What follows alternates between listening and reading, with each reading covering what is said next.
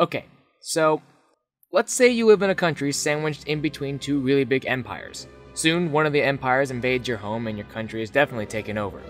The next thing you know, you're teaming up with a princess, an ex-war hero, and some sky pirates to incite a revolution. Welcome to Final Fantasy XII: The Zodiac Age, a remaster from the original PS2 game redone and reimagined for the PlayStation 4. Released on July 11, 2017, Square Enix brings back a hidden gem with new graphics, new sounds, and a completely different way to play compared to the original. When FF12 came out in 2006, it flew way under the radar for many gamers. At the time, the PS3 and the Wii were on the horizon of release, so the game was overlooked and underplayed. With this remaster, the Zodiac Age arrives with a fresh coat of paint and a myriad of minor changes that usher in a positive experience for new and old players. When it comes to remasters, there are certain key points that are typically fulfilled. The obvious ones are graphical improvements for current-gen consoles, new music or sounds for a better immersive feel, and some gameplay tweaks. The Zodiac Age hits these points and then goes the extra mile to bring to light a game that was majorly overshadowed during its original release. One of the smallest but arguably most valued improvements is the fast-forward function. This allows players to accelerate time, which is useful if you're grinding or simply walking around in an already immense world.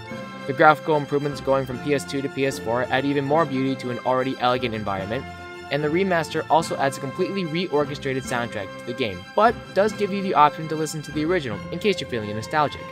Graphics and sounds are great, but the real focus of the Zodiac Age is within the gameplay itself. One of the major points for FF12 in general is the combat system. In prior games, combat was turn-based, where players would input actions and have to plan out their strategy. Final Fantasy XII still does this, but rather than turn-based, combat happens in a more live setting. FF12 also introduces the Gambit system, which basically serves as a watered-down form of programming. As characters level up and learn new abilities, players can assign them new and different commands that can happen automatically. For example, you can set gambits for characters to use potions if someone's health falls below 40%, or script your party to douse an enemy in oil, which makes them weaker to fire damage, and then have another set them ablaze. Gambits allow for some very creative ways to play, which is a necessity for all the different boss battles that you come to experience as you travel the world of Ivalice. Another big improvement for the Zodiac Age is the job system. Characters become more powerful by acquiring license points from defeated enemies and using those points to unlock nodes on a license board.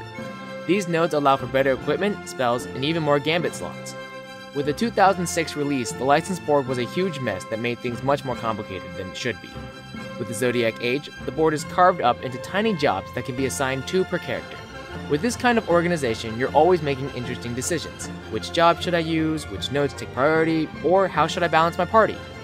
Final Fantasy XII has a refreshingly down-to-earth story that focuses on the struggles of characters caught in a web of politics and war rather than the stereotypical saving-the-universe trope that most JRPGs have.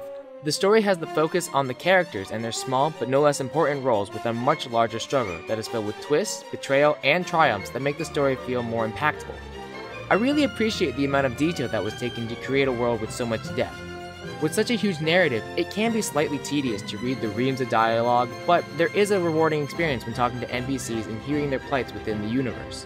While the story is fairly linear, the world is semi-open and allows you to explore huge portions of maps straight from the beginning with few restrictions. Wandering off can yield bountiful rewards like treasure and high-grade loot, but does run the risk of encountering equally high-grade enemies. Overall, Final Fantasy XII: The Zodiac Age is a game that soars through like a phoenix rising from its ashes. It's a game that has aged remarkably well, and the remaster improves it further in meaningful ways. From the narrative to the visuals and right to the gameplay, the changes keep the game interesting as they did over a decade ago.